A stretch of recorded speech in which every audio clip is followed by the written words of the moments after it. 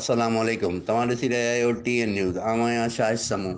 सिंध जे वसीलनि ते कंहिं बि सूरत कब्ज़ो थियणु न ॾिबो। जेलनि जे ख़ौफ़ ज़रिए असांखे पंहिंजे हक़नि तां हथु नथो खणाए सघिजे। जलाल शाह उमर नायो।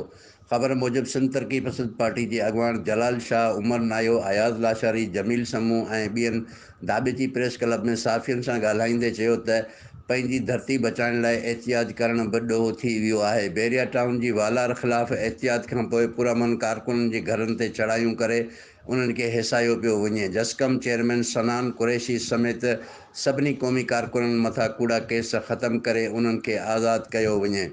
हिन वधीक चयो त 20 जून खां सॼी लाड़ पट्टी गगर खां टंडो मोहम्मद ख़ान ताईं सिंध एक्शन कमेटीअ पारां पुरअमन रैली कढी वेंदी, जंहिंमें दाबिती घारो ठट्टो ऐं सुजाल में तारीख़ी जलसा कया वेंदा। इन करे हितां जे माण्हुनि खे अपील थी कजे त उहे भरपूर शिरकत करे।